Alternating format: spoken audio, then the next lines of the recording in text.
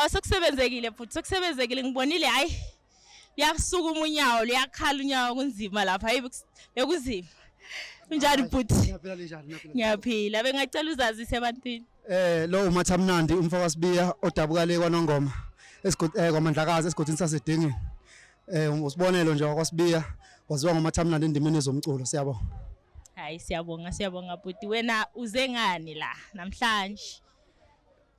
Yikho ukujabulisa abantu nje njengoba abafowethu amageza amahle ebezolontsha so nathi sithe ngoba kade sigudla nabo abafowethu kusekhona indidane njengamanje sekuyisikhathi sokuthi nathi sibeseke abafowethu abavelayo futhi kakhulu njengoba beqhubeka naleli gama elikhulu kangaka so nathi sithe uMathamnandi akakwazi ukusala kuleyo ndawo leyo yikho nje namhlanje sesihlangana nabantu abakhulu abafana nami. Yebo. Nathi siyabonga simbeleke ukuthi sisesadibana nawe namhlanje. Uphathe kanjani ukubona abantu bejabula kangaka ngesikhathini sestage?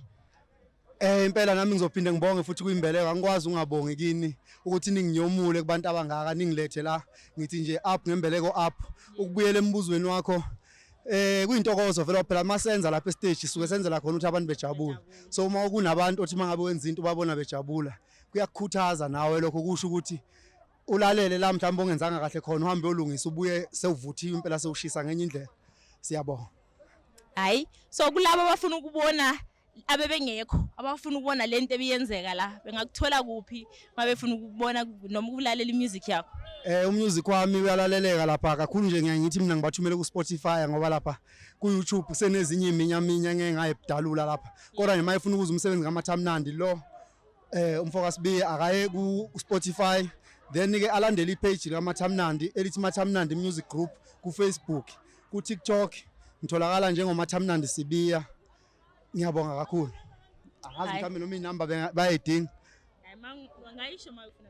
Okay, inamba ke abafisa nokubhuka naye abeza ngokunye. Abeza nje ngokuzosibhuka 0711 44 3984. Thokoze siyabonga.